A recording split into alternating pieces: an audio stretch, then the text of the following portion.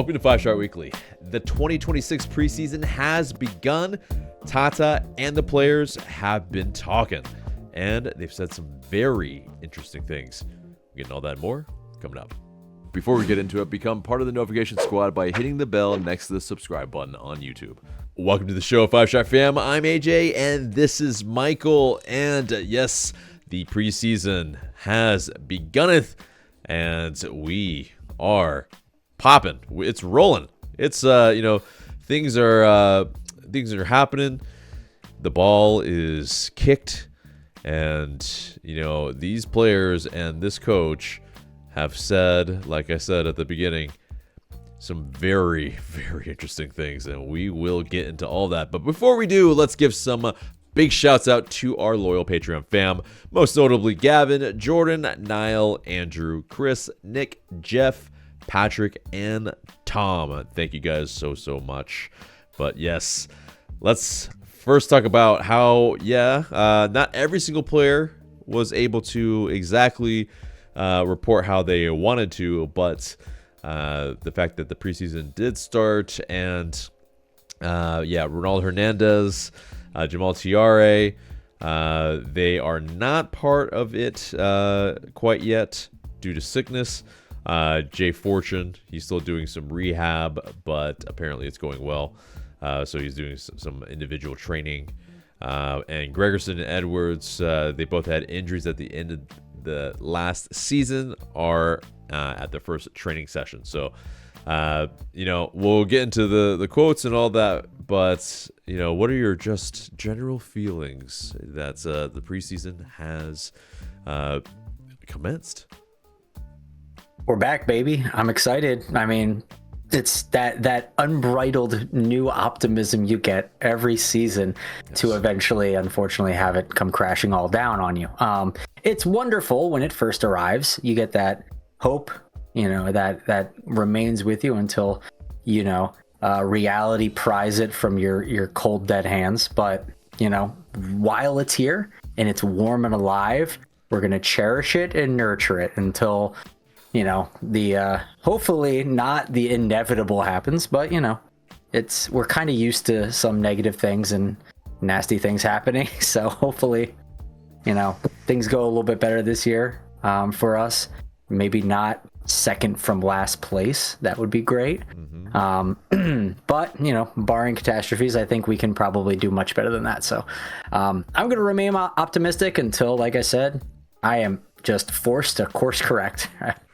Man, you've basically outlined the circle of life, I guess, and it's man, it's a lot of highs and lows in that, like a roller coaster, up and down. Indeed. Just missing a Lion King theme song, raising somebody up by their armpits.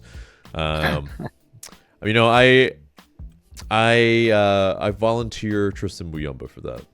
But just as the smallest person on the team. But anyway, so yes, it is definitely, the warm fuzzies are out.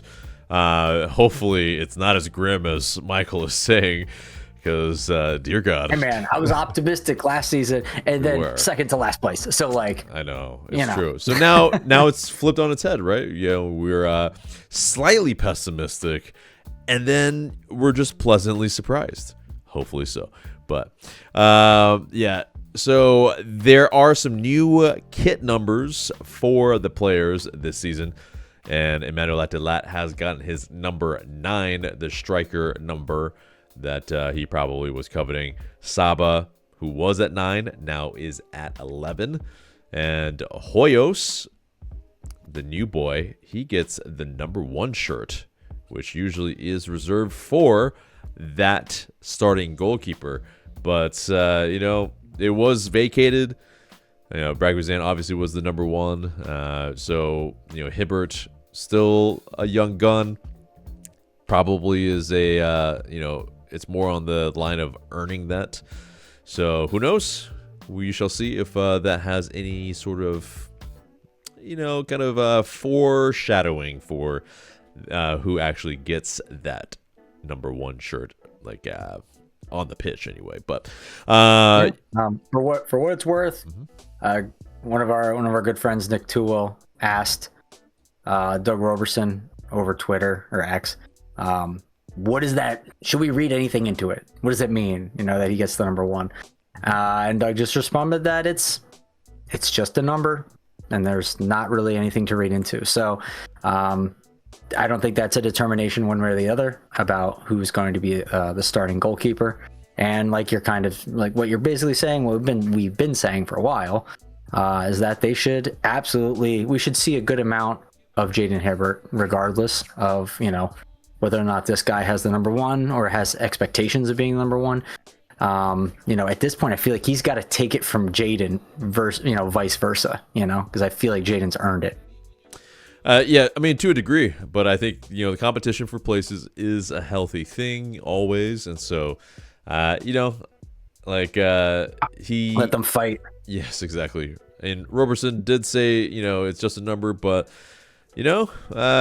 sometimes it really does actually foretell some things too. So, he could be right, he could be wrong. I mean, it's a matter of, really finding out. Tomas Jacob also gets number 55.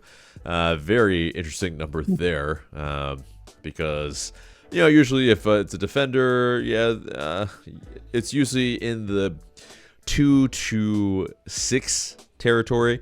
But obviously there are some players. I think Stian Gregerson has number 5. So, it is one of those things where, okay, well, another defender number probably, he probably just kind of doubles it up, sort of like Schleich with 99. It's just whatever number they feel the most comfortable with, and usually it's kind of possibly a number that they broke into playing, in general, professionally. So we'll see if he was 5 at Necaxa. I don't know if you mentioned that. Yeah, no, I didn't, but yeah, so it's likely in that. So if he's trying to earn, his spot on the team as well in that sense, then yeah, maybe he, after this season, can get a lower number. But, I mean, I don't know if you were ever a stickler for, your shirt number being the position that you're playing, but, is it I actually kind of was. I have a weird story about it. Just real quick. I never watched soccer growing up as like a little kid, and I played soccer all the time on teams. Some competitive, some recreational. And every year I would always ask for the number 10 because I liked the number 10. Yeah. But I didn't play as the number 10 positionally. Yeah. And I remember at the time, whenever I wowould ask for the number 10, I would get looks from people, specifically from the coach who is asking me, what number do you want? Yeah. And as now that I'm older and I watch soccer and understand it, like I understand why they did that now. They thought I knew what the 10 represented and thought I was asking for that position / responsibility and thinking I was hot shit to be that guy. And I'm like, nope, I just like the number 10. Yeah. I mean, in America, it means a lot different things than pretty much the rest of the world. So yeah, you kind of walking around like you were the bee's knees, I guess, and I guess the rude awakening happened at some point, right? So it was oh well, but I mean, unless you were just killing it. And every team I was on and all the soccer I've ever played, I was on extremely, we won most of the time, like championship teams and stuff. But these were not super competitive. The ones that were competitive, like high school varsity team, I don't think I was the number 10 there. I think that was like everything before that, because obviously I was a little bit different. But outside of that, though. Yeah, it was the 10, and we basically won everything, like, all the time. So it was just like rec leagues and travel soccer, and it wasn't that big of a deal. But yeah, we just happened to be on a really good team, and I was decent. Not because I was technically gifted, but because I was very fast. And if you're faster than other players it doesn't matter how good they are when it comes to like how, well they can play. So yeah, we know this. It's I can vouch for your pace, man. It is insane. It's like that was a lot faster a long time ago. I can't even fathom that, man. It's but like I've told you in real life, quoting Knocked Up, not Knocked Up, what is that other Seth Rogen movie, Superbad. Oh yeah, Superbad with he's the fastest kid alive. Yeah, he's the fastest kid alive. Oh my god. But anyway, so yes, next bit of news is that Tata Martino, he's been talking, and he was in the press conference this week. He spoke about Miguel Almiron and Alexei Miranchuk, about them playing together. He said, quote, "I think they're perfectly complementary." And that Miguel Almiron can get further up the field and score more goals, and Alexei can help provide. I hear you laughing at that. Obviously, you have thoughts.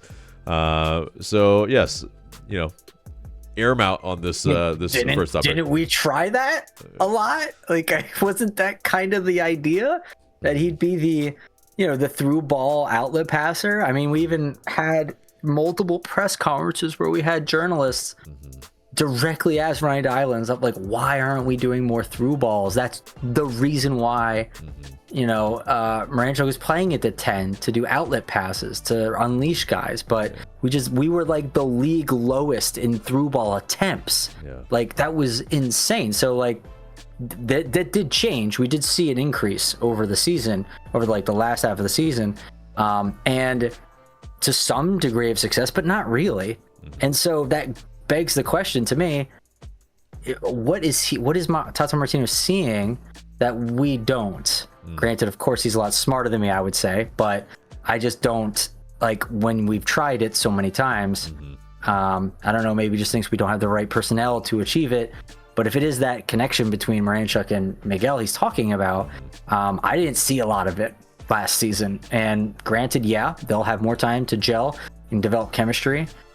Obviously, they're going to be a little bit better because of just the time they spend with each other and learning each other's mannerisms, tendencies.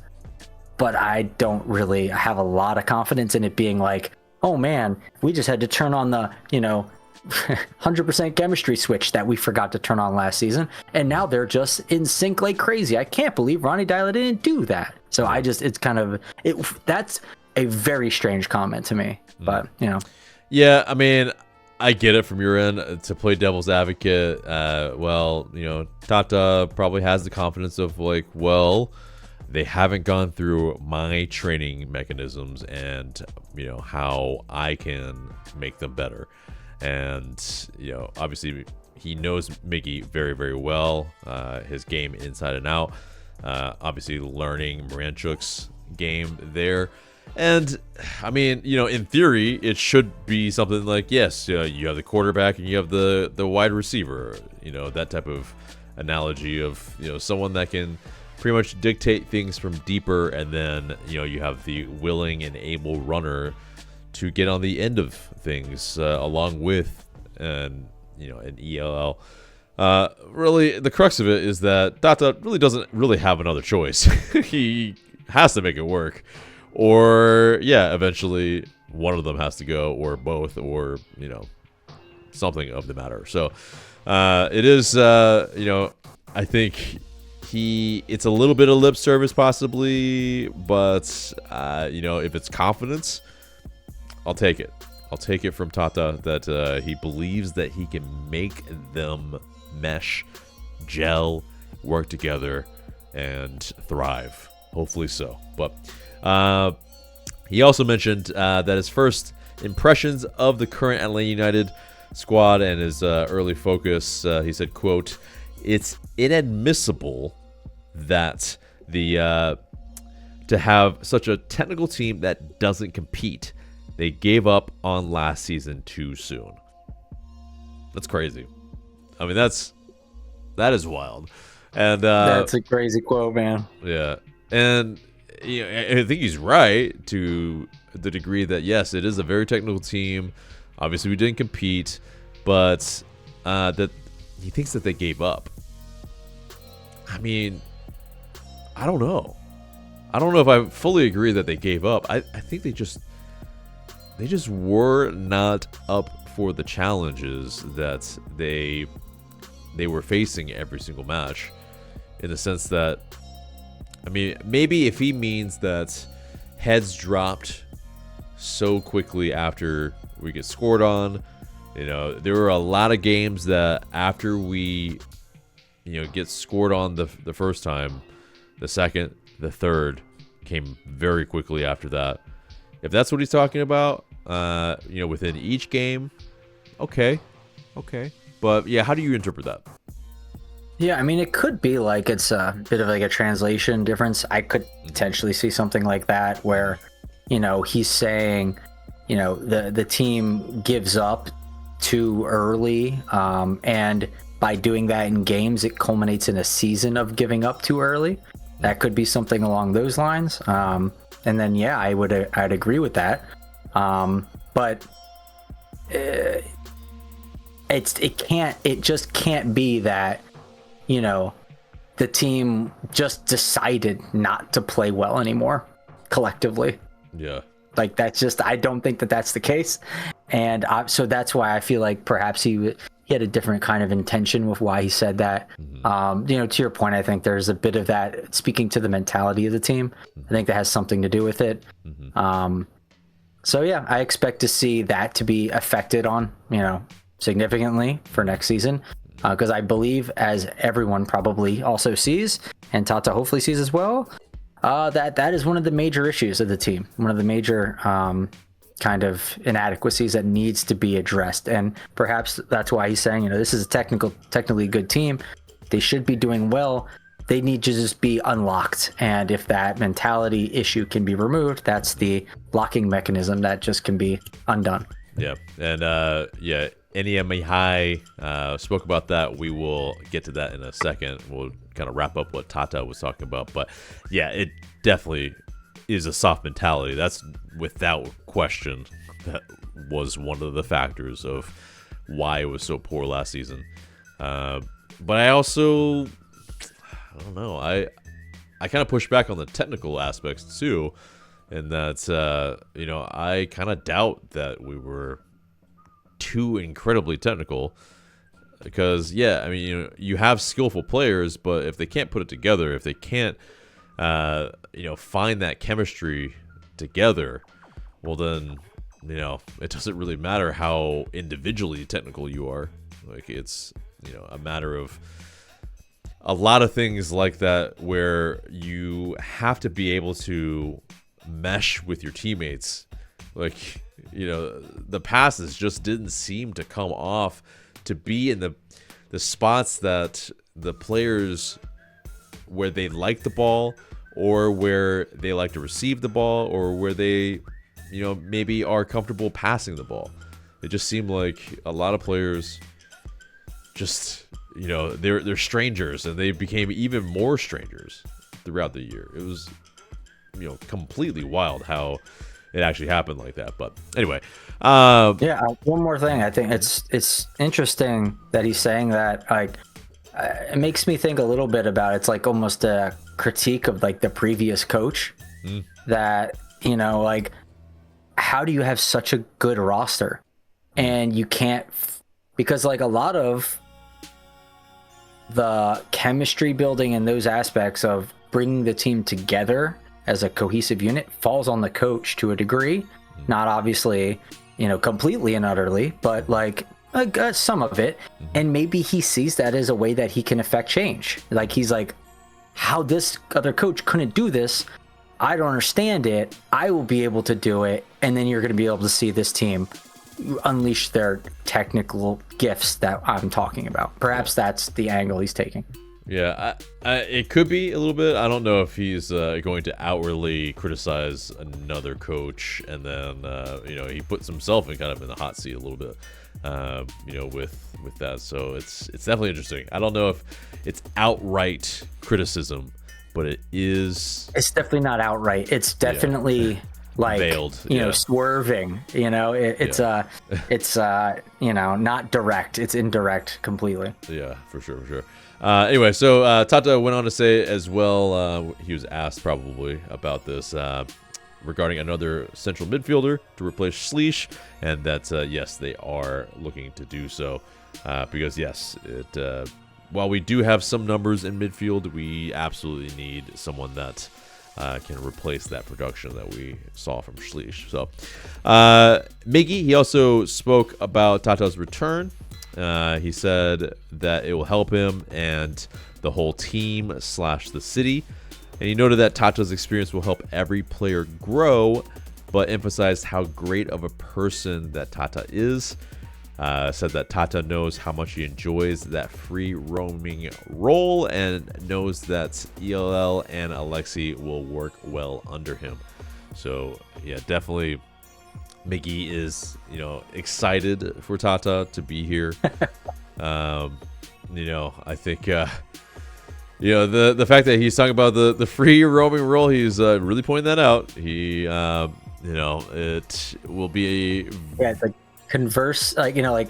contrasting with the extreme limitations that were put on you about, I don't know. I'm not saying that there necessarily were, but I'm just saying, is he contrasting? Is that why he's saying that? Or is he just, saying that?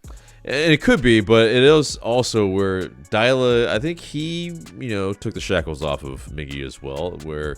I thought so too, to some degree. Yeah, that's why it's, sometimes it's weird, it's just like, it could just be reiterations and not hostile or adversarial in those comments.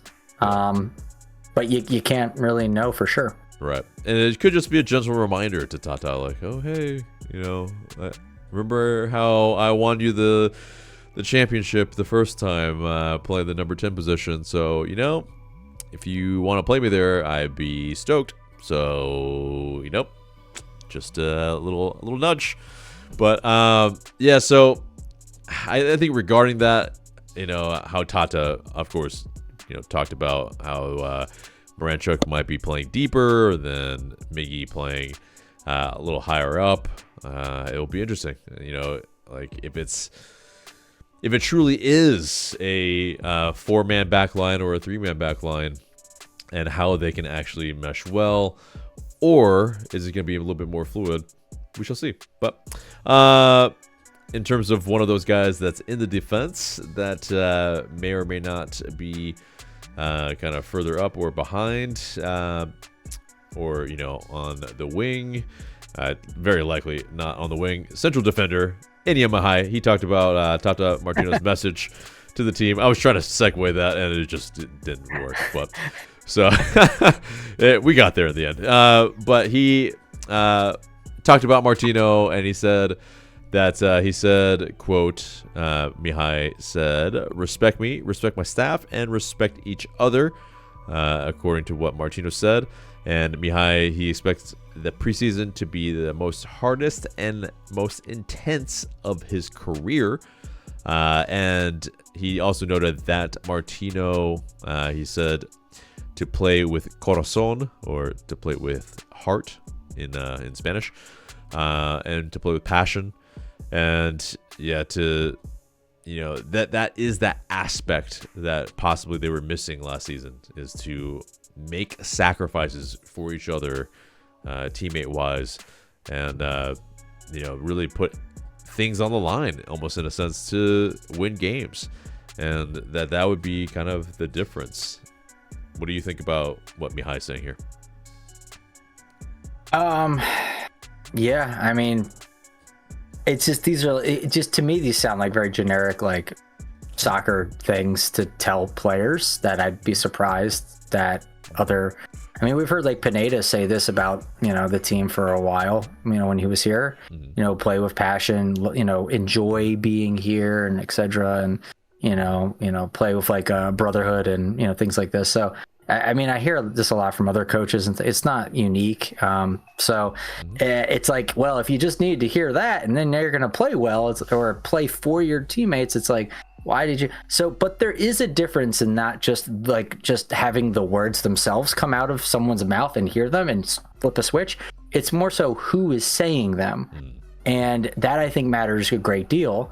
For some people, it matters a great deal. And maybe we have players who are far more receptive to it coming out of Tata Martino than are Ronnie Dyla for whatever reason. And so if that's what they need, then great, because we have him now, and that will be, that's the voice they will hear.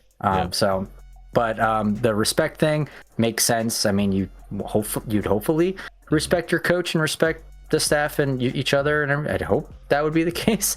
It doesn't bear repeating, but evidently it does. So again, a lot of like reiterating kind of things, and that's kind of standard procedure. Yeah. Well, I think that's possibly the thing that maybe was lacking last season, was the respect for just every person on the staff.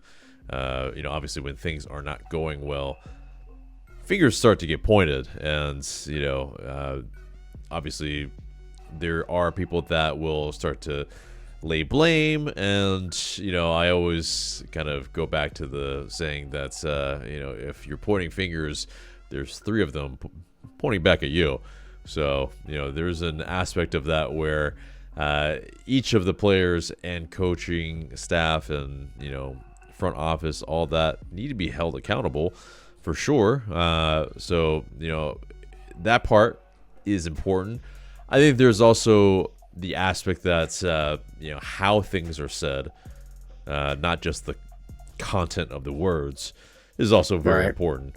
And so a lot of quotes get taken out of context in press conferences, and when fans just see words and don't actually see how and hear how they were said, it could be interpreted a completely different way and translated. Yep. Exactly. So, and yeah, exactly, with Spanish to English translation. So, I think it's, if a coach is laying it down with a ton of passion, putting it in a way that it actually connects with them, people remember feelings, I think, more than the words themselves, because the words can be misremembered, but that feeling, how they felt in the moments, of course it's subjective to each person, it does impact them in a certain way. And I think if it's a collective, it's a lot more impactful, because I think most people in a room influenced by other people, that same feeling will probably permeate through most of the people if they're buying into the message. So, but anyway, we're getting real existential possibly with that. It's a little psychology. I mean, it's leadership. It's leadership and management psychology. For sure. And I think that's at the crux of a lot of our problems this past season. So, this is something that's we'll get to. There's another question in maybe not another question, but there's a question in the mailbag that touches on this, so we won't dig in further until later. But Felipe Cardenas, he mentioned that Chris Henderson, he was talking about the U22 strategy, and basically Henderson has said that it is back in play for Atlanta United, and that Garth Lagerwey wasn't much of a fan, has been hit or miss league-wide, but Henderson and Martino had success with it at Inter Miami, and that Atlanta United expect to actually acquire one or two more of those type of players, if it's also as well maybe more international players as well. But he also mentioned that Atlanta United is in a good financial position to add players at central midfielder specifically, and a couple other positions. Said team has added 2 scouts and will add more as they build out scouting department, and that the team is building out a sports science department as well. So obviously very fascinating. I think really pared it down in the pandemic, where the scouts, the video department, it was just like bare bones underneath Boca and Eels, and it was very strange. Obviously Lagerwey has beefed it up a little bit. But the fact that, yes, we have added 2 more scouts. I mean, ultimately, with Arthur Blank money, I don't think anything should be really a big issue in that regard. Yeah. Like you've said this multiple times before, and I think it bears repeating. And sorry if you were going to get to it, but like, we have to mention it, is that this is one of the areas in MLS where we can flex our muscles that other teams cannot, in these intangibles and these factors, right? About we can splash money on big things outside of just the roster. And so doing that here is just a no-brainer if we just want to be better. We get that little advantage. So yeah, 100% completely agree. We should be filling out all the ranks and getting the best minds in because we have the money to do so, and we want to build this project. So it just makes sense that we should be doing that. Right. Because if we have money to spend like 15 to 20 to 25 mil on a player, we have around like 200K to spend on some scouts and whatnot. It's I think we'll be okay from that. But to our knowledge anyway, that there's not really a your front office can only spend this much, and you're just a salary cap on that. Yeah, that would be outrageous at this moment. But anyway, so the couple players is interesting in other positions. What do you feel like the other positions he's actually referring to? Like in the front office or on the field? On the field, yeah. So, central midfield, and then he said a couple other positions. So, which positions? I mean, it's got to be winger. We're going to talk about that a little later, but one of them has to be wingers. We need some of those. And maybe some center backs too, but for them, and I think we're good on like right back and perhaps left back a little bit, but like maybe some center backs, depending on there's movement there, we might see some as well. So, but yeah, definitely the midfield signing because of Sleesh. But yeah, the number one, it's got to be winger at this point. Yeah. And it's got to be. Center back could be. I mean, we've got 3. We probably need 4, possibly 5 to some degree. Because I mean, we and one might move too. So right. It's during the mid-season possibly. So yeah, it is going to be interesting. The depth that we may or may not have. You definitely don't want to be that shallow. Like 3 is you lose 1 and then your depth is gone.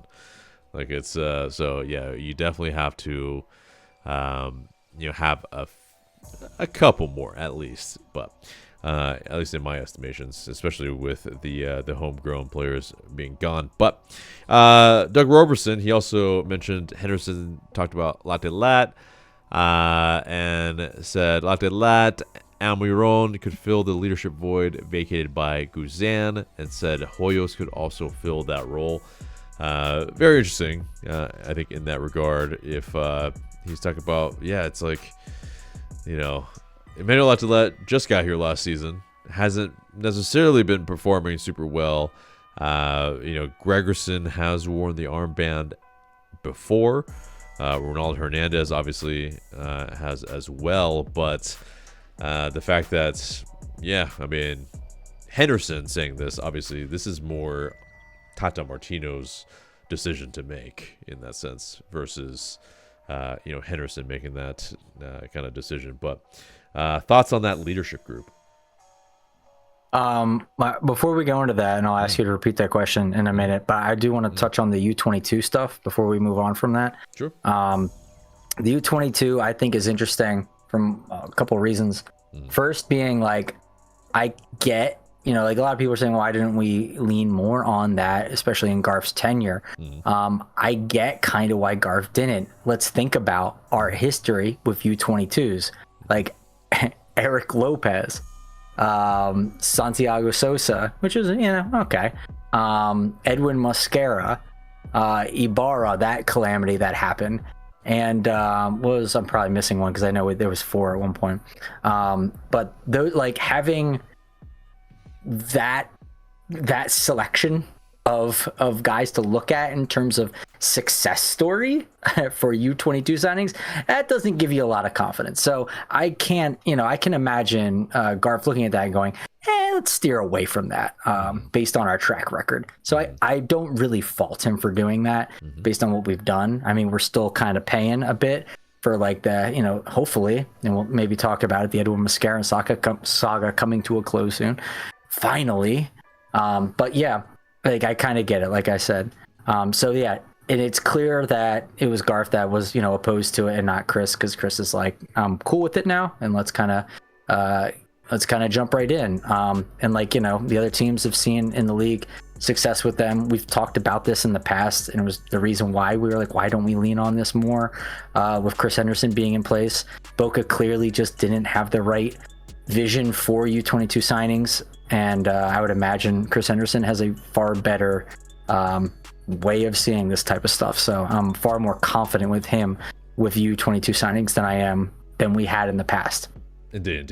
And yeah, I mean, it's what it is with the U22 thing. And yeah, Elias Baez might be coming in. We'll see. That hasn't really been finalized yet, even though the likes of Tom Bogert have announced that, or not announced, but that have reported that it has, it's pretty close anyway. So, yes, as far as the question, it was that Latte Lath, Almiron, Hoyos are part of that leadership group, according to Henderson. But, the important thing possibly is that it's Tata's call to make, really. Yeah, it is. But it's good. I mean, like we've seen this in the past with Pineda. He had various leadership groups that he had set up. And I think I mean, I don't know about this world of, sports leadership science or what have you that says like you should set up these leadership groups and have them, deliberate and talk amongst themselves. But it seems like that's a good thing to have. So makes sense that we're continuing that tradition. And hopefully it works out well. I think it makes sense for mentoring purposes at the very least, to have a kind of leadership group to distill down for the new guys and for the youngsters. So yeah, and hopefully they can be like a torch bearer, a banner, a standard bearer, right? Who can like kind of almost be oh my gosh, I'm using some weird terminology here, but like what is it? The commissary in like the Soviet Union army, where like these people who would basically propagandize to their own army, like try and get them in to be like, we're on the side of good and we're going to fight this and we're going to win and you should stay on our side and everything like that. Basically imparting our club's culture onto any like new acquisitions or youngsters and getting them bought into the culture in the club. I mean, having that type of responsibility in the leadership group and have that filtered down, I think is really essential. And that could be one of the pillars in which Tata Martino builds a long-lasting identity that can stay here. That sounds ideal and fantastic if the leadership group has that. I don't know if Miggy has the minerals to give that type of impassioned speech. Unfortunately, I think he's more of a lead by example type. Latte Lath, just got here last year. Hoyos just got here. So it's, with Ronald Hernandez, possibly in some senses. I've talked about while you were, looking at your phone as well, that Stian Gregerson was someone that also wore the armband at times as well. So, there might be some of those type of players in the team, but if he's not being mentioned by Henderson, I don't know if Tata feels a different way with the players in tow. It'll be interesting, but I mean, I don't know. I don't know if the players that have been here long enough have that type of that personality to actually impart that to everyone. So I don't know. I think that's one of the things that we spoke about last season as well, and previous seasons, that we lack that leadership, on the top end. really. So I don't know. From a captain's standpoint, it will be interesting. That is very important. But Latte Lath, he spoke as well. He says having a full offseason in over a year has been extremely important for him and his family. While trying to disconnect and relax, he says he carries last season with him as a lesson instead of trying to neglect it. So that's one.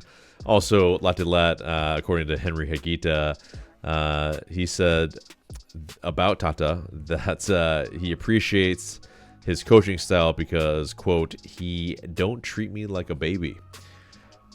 Very, very fascinating. That implies something else having happened in the previous year. Very interesting. What are your thoughts on that quote?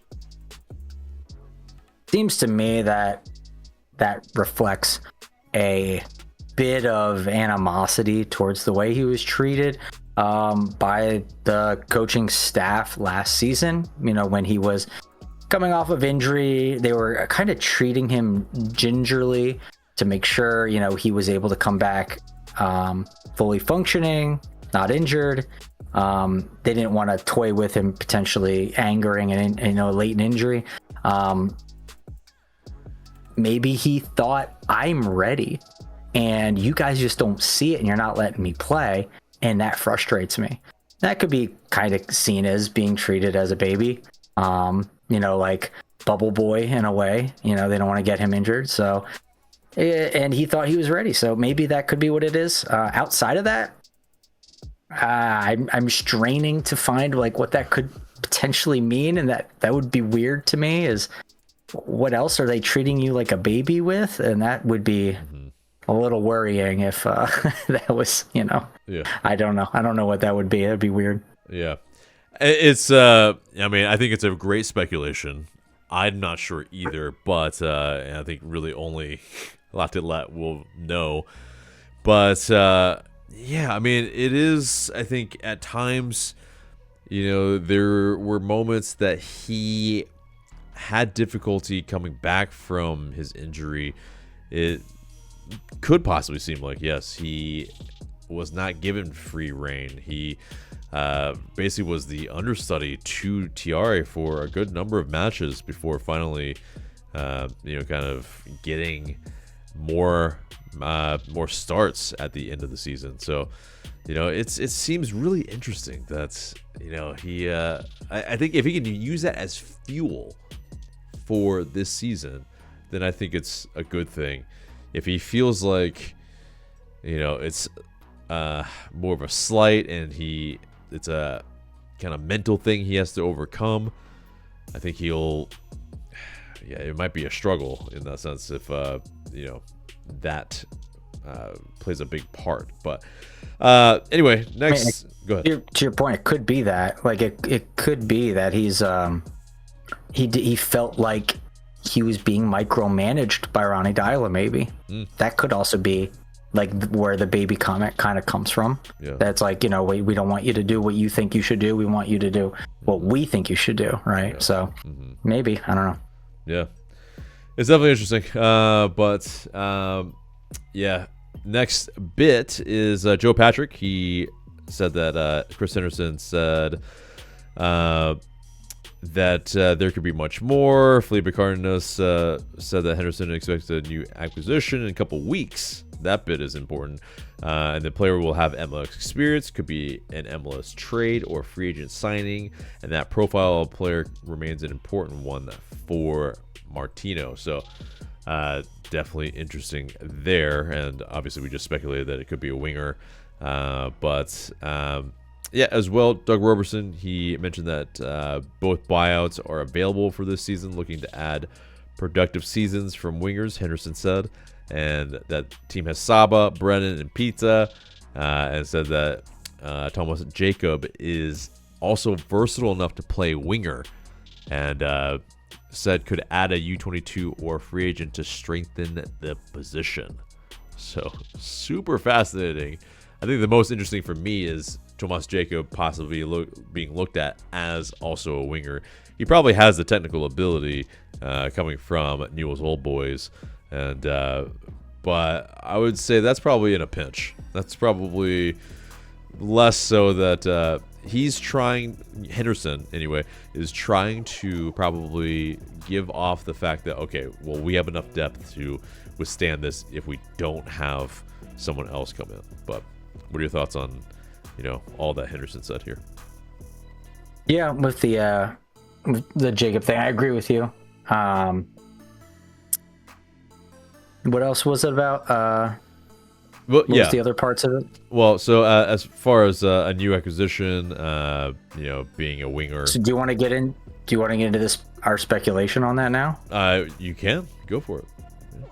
So I was trying to see what the free agents currently are for left wingers in particular in MLS, and kind of.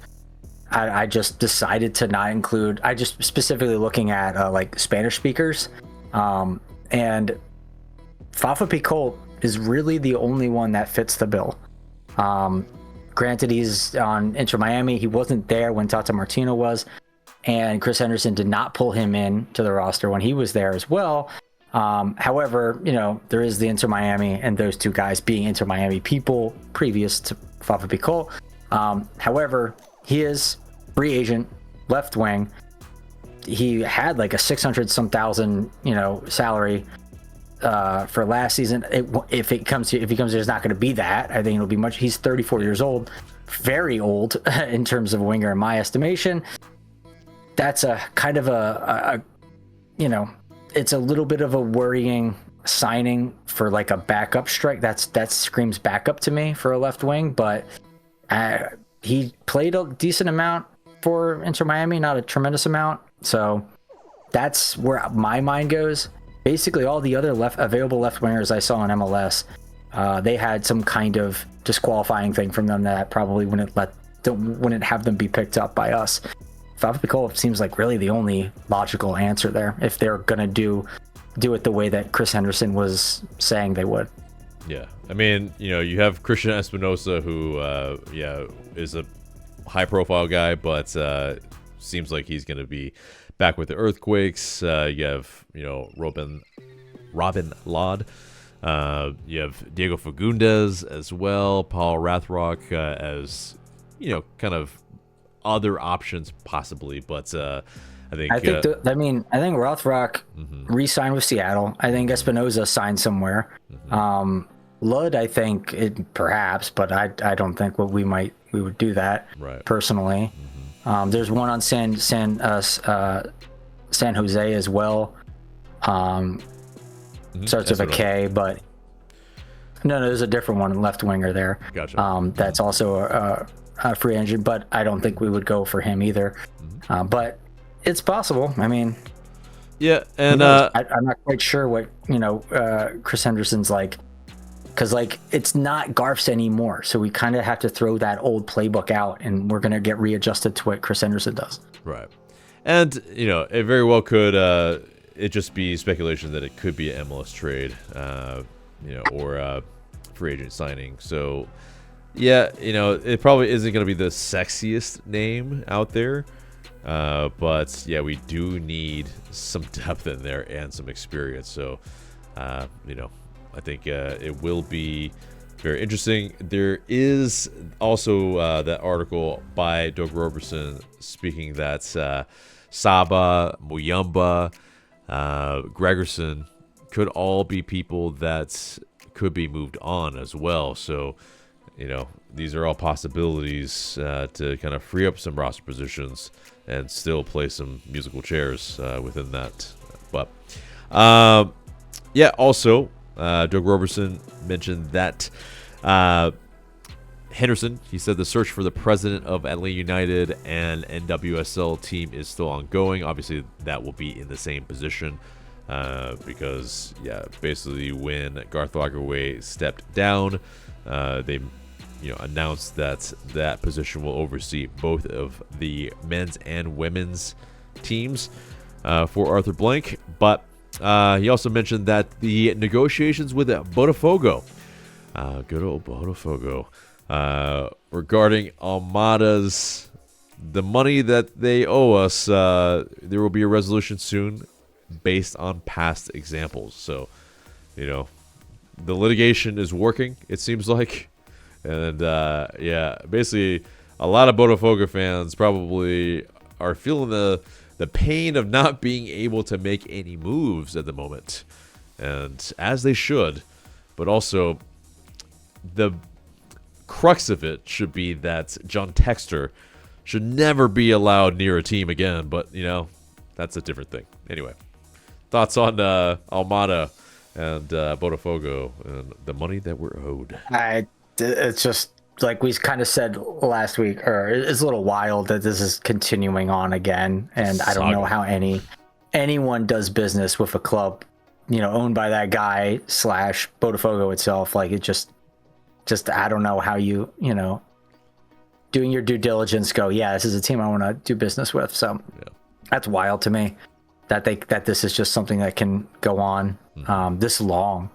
Because that's not a small sum of money. So, but it's, if Botafogo has issues, I mean, I'm not totally upset about it, because we had a bunch of Botafogo fans coming in, and when we sold Almada to them, they talked crap on us about it, which was weird. I've never had that happen before. Like, we sell a player to a team, and then their fans come to our social media and say, yeah, he belongs with us. You didn't deserve him. We're, you're a trash team, and we're really good, and et cetera, et cetera. Great. Yeah, they went to the Club World Cup. Good for you. But like you like you just said, they can't afford to make any trades. So there's no love lost there for me. Yeah. Their transfer ban is deserved and may continue, really. But anyway, so Arthur Blank, he also touched on a few things regarding LA United with Mike Conti on 92.9. He said, quote, "The most obvious error is that we didn't pick the right coach. I say that, and I don't mean that in a mean way or whatever, but there clearly wasn't a match between the players and coach and style of play. We brought back a coach we know, Tata Martino, who relates well to players. He's had a great history in Atlanta and beyond Atlanta, in Mexico and in Miami. We'll continue to churn the roster to work on it. Our fans know we're also interviewing for a president of soccer. That will be someone at a very high level who will oversee both Atl United and our new team in NWSL. So, obviously, very just, it's full of some tasty things in this episode of what people have said. But, any thoughts on kind of what Blank is saying here? I think it's a good admission. Yeah, I mean, we like, it's another one of those. It makes me disillusioned a bit when you have a CEO or executive be like, "This is the guy. We got it. This is gonna do it. We figured it out. You gotta have trust in us." And then fast forward to Ryan Dyla being fired, and then Arthur Blank saying that was the most obvious mistake. It's like, that makes me feel, especially when Garth Lagerwey was touted as, one of the best minds in MLS and really can kind of come in and be a fixer, right, and figure things out, especially when you're in a tough spot. So that's very disillusioning to me, to see that this kind of whiplash happen. So I'm a little bit more, skeptical when I hear, this will figure this out, or this will be the panacea whenever someone offers something like that. I mean, I've been that way in the corporate world because I've experienced it there firsthand, but in the sports world, this is really kind of one of the first times that it's like truly been like, oh my goodness, that was very unexpected. So, and that kind of makes me feel like we didn't have. It's hard, like, because Garth Lagerwey, like I said, was supposed to be one of the brightest minds in this, and this was his coach hiring. This is the one he felt like he had to really knock it out of the park, and he did the exact opposite. He just didn't read the team, the culture that needed to be brought through a coach to these types of players in this types of city, and it just didn't work. And I don't know. I mean, I think when Arthur Blank says it's obvious, it's more so that like it's obvious it didn't work. It's not obvious that like this was a problem, even though we kind of saw it as a problem, and it was not obvious for analysts and people like us who talk about it like every week. We saw it, you know, manifesting in the locker room and with the players and things like this throughout the season. We just knew it wasn't clicking. Like the message wasn't getting through. We need a coach who can do that, and hopefully Tata Martino can. Yeah, I think it's the aspect that he's speaking about it in hindsight in 2020, and I think that's the clear point here. And yeah, ultimately, you know, Garth Lagerwey, he didn't have to make a coaching hire like that in that sense of he inherited. You know, it was more of you know, when Brian Smetzer was the guy that eventually became the Seattle head coach. It was kind of more transitioned already. It was not a head coach search. It wasn't something that you know, he had to do. So this was his first crack at actually doing that from scratch. So you know, definitely a different situation altogether. But yeah, let's move on. So we alluded to him, of course, and you know, I'm sure most of you already know, but Ronaldo Hernandez is back. And yeah, he has signed a contract through the 2026 season with an option for the 2027 sprint season and the first half of the 2027-2028 season. So, you know, he obviously is a player that divides opinion, maybe not a player that everyone would say, I mean, I have said this, that is a player that's on a championship side. Maybe if he's a third choice right back, I would be okay with that. You know, someone that fills in at various positions, at left back, at center back as well. Although, if he is starting at center back again this season, I am going to lose my mind. But yes, so, you know, as far as his salary, it seems like it might not be quite as high. The in 2025, his guaranteed compensation was $290,750. So if it's something like that or lower, I'll feel a little bit better about it. But if he got a raise, I'm not so sure. But yeah, thoughts on Hernandez being back? I mean, I was kind of on the boat of rip the Band-Aid, you know, get rid of like all the guys of the old guard or as many as you can, and then let's just move on. So to me, this was a little bit of a surprise. However, I kind of see this as like an innocuous addition, or I guess, you know, maintaining. I don't see it as necessary, because like you're right. If he is in a depth position, he's probably fine. However, if he's being relied upon, like you're saying, to be a starter or to really do more than just bit parts game after game, that's not what you want. That's not going to be a championship side, and it's going to leave a really not good taste in your mouth, as we saw with various times where he was put in different positions where he was just really exposed. And it was hard to watch. So, you know, as long as we're not there and he's doing, you know, the more bit roles and maybe more veteran leadership type stuff, mentoring and depth positioning, that's fine by me. Like you said, if he gets a lowered salary, but I mean, still, I don't want him to be paid like nothing. He should be paid something, of course, you know, a decent amount, but like nothing crazy.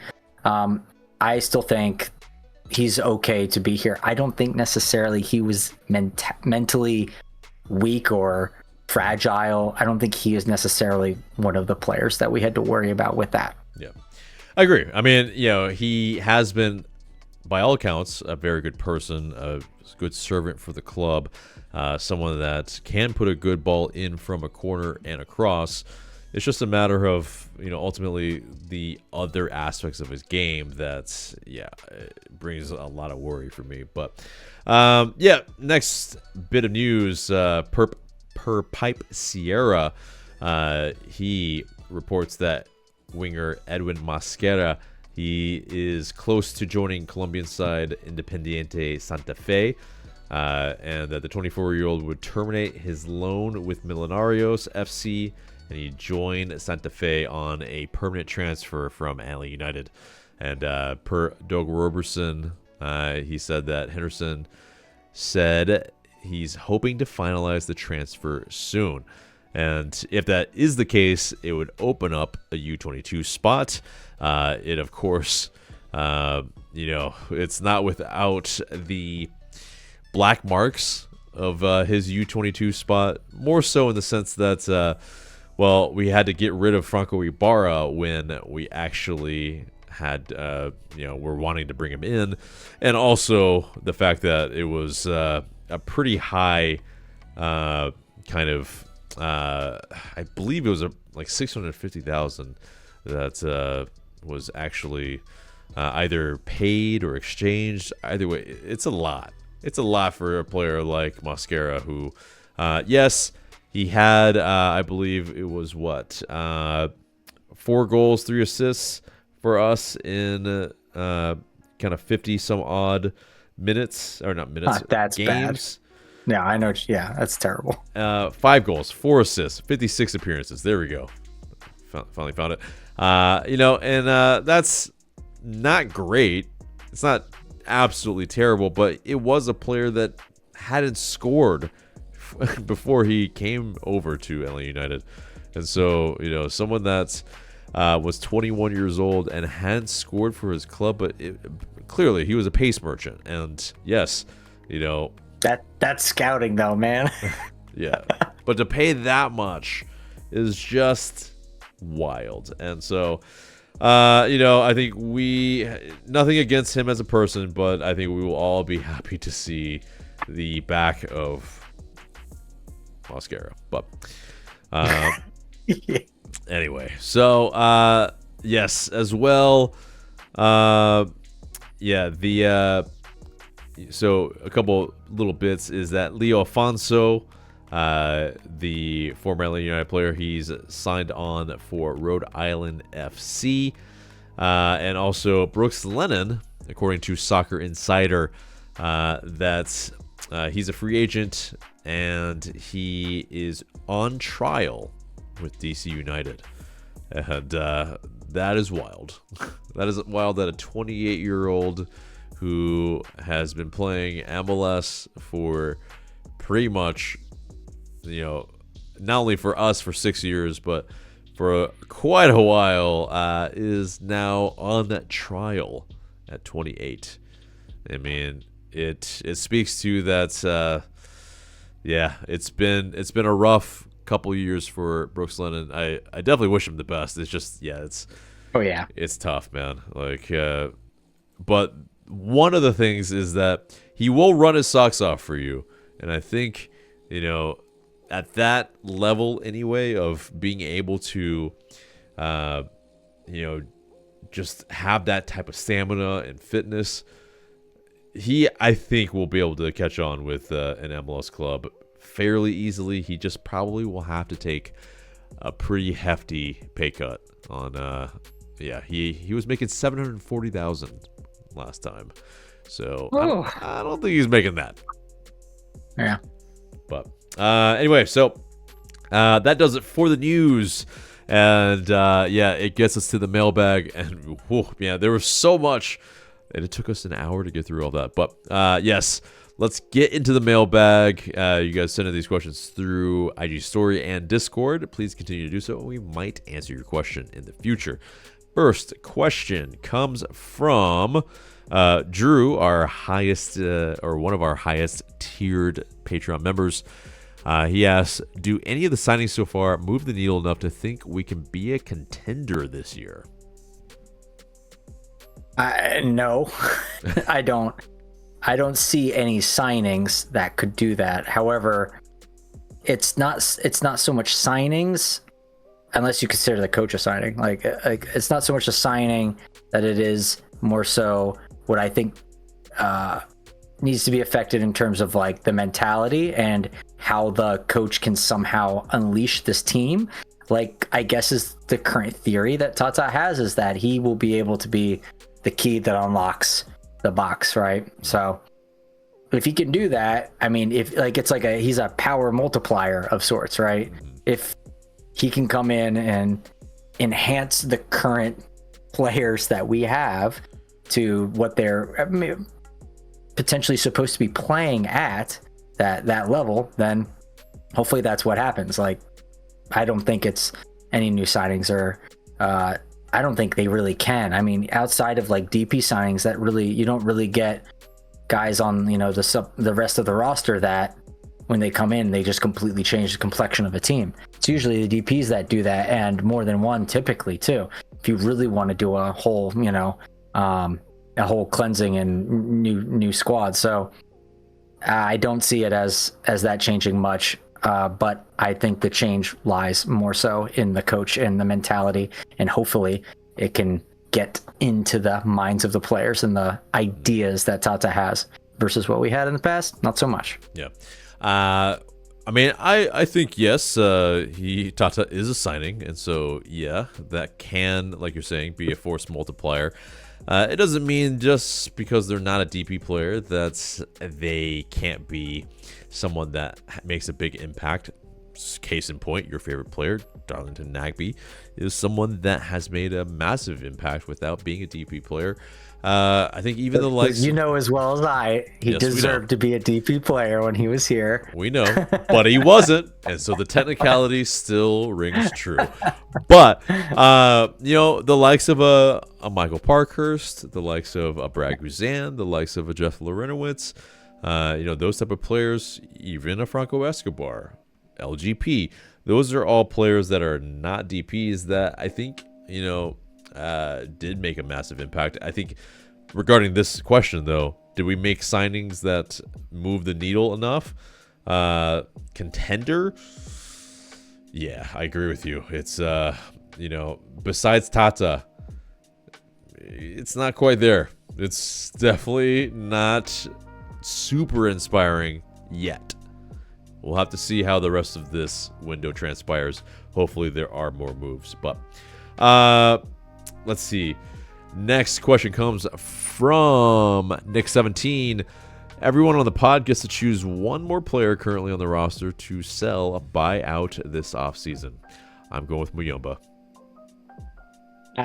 Yeah, I mean, to me that's the obvious one. Yeah. I know a lot of people would be like, buy out Moranchuk. I know a lot of people have been on that train for a while. Yeah. So I mean, you could really change the complexion of a team like that by doing that.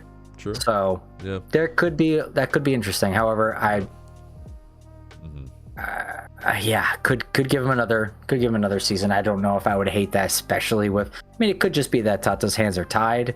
Yeah. When it comes to Alexi, but you know, if he believes in him and he actually does, it's not just, you know, lip service, and he actually does see something there. Mm-hmm. He's not just an Italian player. He's too technical for this physical league, and then okay, let's run it back and see if we can you know, bring out the best of him and have him mesh very complementary with Miguel Almiron. Yeah, I mean, I think it's this, you know, because of the way the question is worded with this off season, and you know, basically that Tata thinks that he can make this work. I think it's got to be a non-DP player until, you know, possibly, okay, the wheels have fallen off. All right, then we buy him out in the summer or something, and then bring in someone that can make that impact that we do need, that shot in the arm, essentially. So I think that's probably a little bit more likely to happen, you know, I think during the season. But Muyumba, I'm not, hands down though. Yeah, I'm not really seeing a lot of utility in the squad. You know, with him there, it's I think we can find better. I think we've known what kind of quantity he brings, And it's just not something that I think we currently need in the squad. I think we need more certainty. I think we need, more dynamism in that midfield. But next question comes from Billy Gluckman. Rank the homegrown players by expected minutes. I'll name. You said no. Yeah, no, that's fair. I'm not doing that. I'm not doing work for you. Yeah, right. I know, right? Billy. Because I know you. I know you in real life, and I'm not doing that for you. I'll play along with this. So the players are Fortune, Riley, Matt Edwards, Brennan, Aiden Torres, Dominique Chong-Kui, Cooper Sanchez, Jaden Hibbert, and Caden Moore. So lots of players that are homegrowns. In expected minutes, I'm going to say, this could be, I think kind of giving away what I think and who is going to win out the spot. But Hibbert with the most minutes. Wow, okay. Yep. So, I think obviously kind of what I am saying there is that he wins out on the number one spot for goalkeeper. Fortune, I think, is the next player. Hopefully he can come back from the injury soon enough. Next person would be, this is a toss-up. This is hard. Brennan or Edwards. I think it's Brennan, just because of the shortage of wingers that we have. And he played a decent bit last season.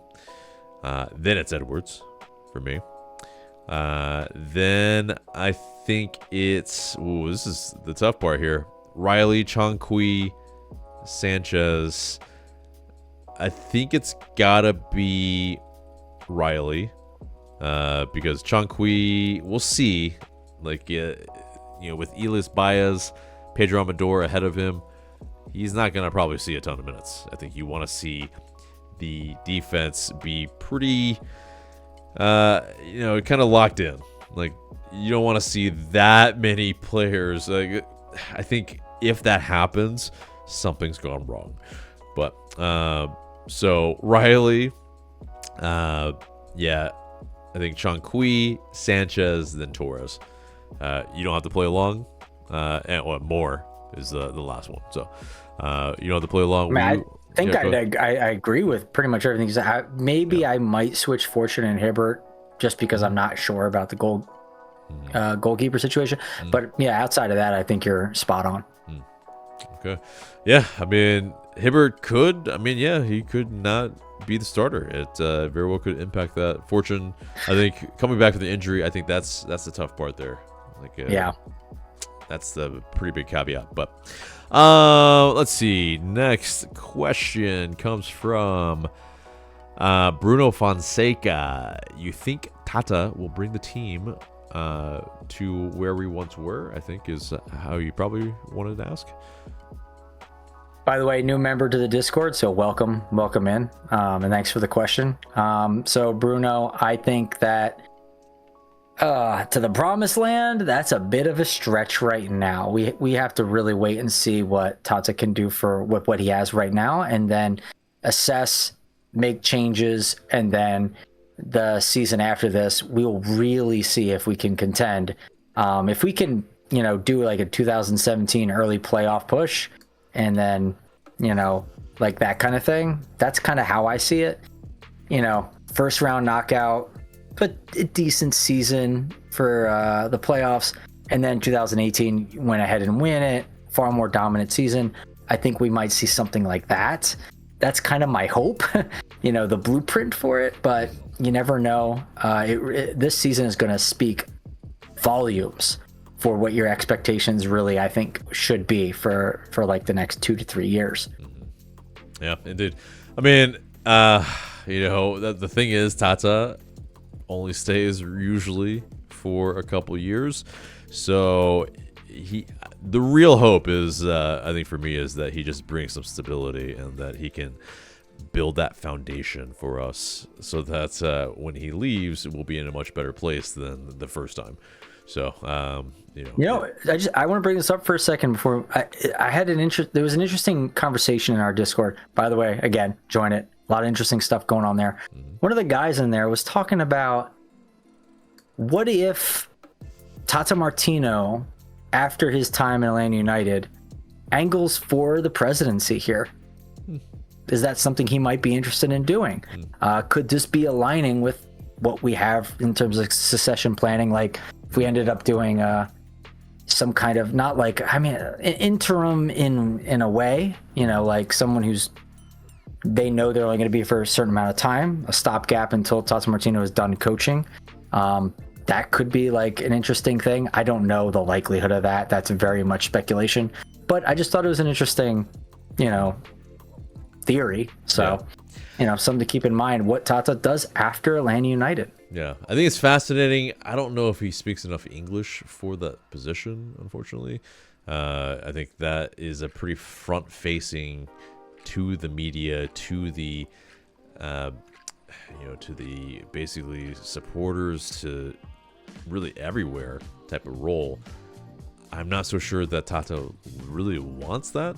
He's not really shown that he is someone that really loves the limelight. It's just more that, you know, he likes being in the position to be able to do what he loves doing, which is coaching. But it's ultimately, yeah. To answer that question, though, the team that we once were, yeah, I don't know if it's glory, but I hope for stability, yes. So, next question comes from Ronaldo Dailino. What do each of you want our next third shirt to be inspired by? And also, to actually kind of fill in a bit of news that I forgot to put in earlier in the show, is that there is a... No, I'll give you time to think about that too.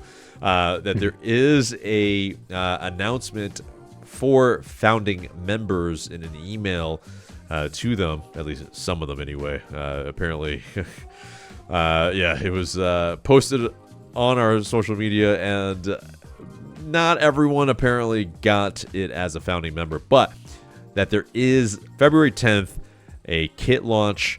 It will be near the airport and start at a really ungodly time. So it's not going to be fantastic either way for anybody that, you know, is not going to want to sit in traffic. But the thing that they posted it with also had the gold medal with the Atlanta United logo and green and gold as the you know, kind of necklace, I guess, for lack of a better phrase. And so also it said, I'm going from memory now, but basically, you know, looking forward to kind of seeing the spirit of 1996. And so, you know, it's very much alluding to the Olympics that happened in Atlanta. And, you know, the color scheme with green, kind of a, you know, darkish green with a gold. It's pretty much what a lot of people were, you know, kind of speculating already with a little bit of the leaks that we've gotten, at least just with colors and all that and concepts. So, yeah, that is happening very soon. Now, back to this third shirt idea. What are you thinking? So I'm not sure when. You could maybe, if you know, you can tell me when we're planning on releasing the next third shirt. But not knowing when that would be released, I would say, what if we did, you know, something to, I'm assuming this would come out after the World Cup happens here. Something that commemorates that in some respectful way. I think that would be kind of neat. Yeah. I think we're very unlikely to get a third shirt because, yeah, we've sold a number of, I think, Miggy shirts, but beyond that, I'm not sure we sold very well this past season. And so, you know, for obvious reasons. So part of that is going to affect if we are in the running for a third shirt to begin with. So, but to answer this question, you know, always something Atlanta hip hop inspired is good by me. Outkast, even better. But outside of that, you know, if we started to lean into the food culture a little bit, what if this is going on a wild here, Kool-Aid and pickles? No, not Kool-Aid and pickles, but lemon pepper wet. Okay. So if we went with, kind of a black and yellow type of kit, it would be kind of fascinating. So, unfortunately, though, my interpretation of lemon pepper wet and the color that it is, unfortunately, is a little bit too close to piss. So we're going to have to figure that out. We're going to figure that out. Anyway, so next question comes from, and there are a lot of good questions this time. Not going to be able to get to all of them because we're kind of running out of time here. Got to be able to get this out. But let's see. Man, such good questions. Patty Ice _14. Does Atlanta have counselors or sports psychologists to improve the team's mental well-being? I'm not so sure that we kind of have that. Oh man, I'm blanking on the show. Ted Lasso. Yeah. There we go. Yeah. Anyway, in that sense that they've announced that we have that type of position, but I think we definitely need it. What do you think? Yeah, I mean, I have 2 degrees in psychology, so yeah, I obviously support the idea of having psychology interwoven to anything where there are humans doing things in terms of like trying to perform in some way. So yeah, absolutely. Yeah, indeed. But I love that question just in the sense that we're thinking about the other things that we, the inefficiencies that we haven't shored up yet. But next question comes from Multimedia Mike. What formation will Atlanta United play in 26? Who are the starters and why? A lot of questions in that, but I think. So just let me answer. Sure. I just Googled this because, like I said, I didn't come up in my head, but I just Googled Atlanta United sports psychologist, and a post comes up for what is this? Dr. Alan Berman, and they are saying on their Instagram, "We're thrilled to share some exciting news. Dr. Berman is now the sports psychologist for Atlanta United. He'll be supporting players and family staff both on and off the field." And that was that was a post from him. So I don't know if it's, when was that posted? That was posted March 7th, 2025. Okay. All right. So assuming that he's still at his post, then that is a good thing. That is huge that we have implemented that. And, I think good on Ted Lasso, the show, for possibly introducing that to some teams if they didn't already have that in, kind of tow. But mental health awareness, baby. Yeah, indeed. But, okay, back to the formation. I think, okay. Tata Martino likes to play with kind of that 4-2-3-1. Sometimes we'll play with that kind of 3-4-2-1 or 3-4-1-2. But ultimately, I don't think formation really matters as much nowadays either, because things can be quite fluid, especially if you want to play against multiple types of different teams. I think Tata is one to realize that now. Maybe back then he was a little bit more stubborn, but the fact that he was playing Suarez and Messi up top together in a striker partnership in a 3-man back line. Yeah, he's a little bit more malleable now. So as far as the bang on starters and why, I mean, it's ultimately the roster's still shaping up, but in my mind anyway, it's Hibbert, it's Tomas Jacob, it's Gregerson, it's Mihai, it's Amador. It is probably Fortune at the moment as the guy who's sitting in midfield, and as well, it's tough who the other guy is, because we need another midfielder. So it could be Muyamba at the moment, and then Moranchuk, Azate? No, or Azate. There we go. Yeah, forgot about him. Well, Anyway, so yeah, Alzate Fortune. Anyway, so Alzate is the guy who sits. There we go. And then Saba, Miggy, and Emmanuel Latte Lath. So I think that's, in my mind, who the starters are. Yeah, agree.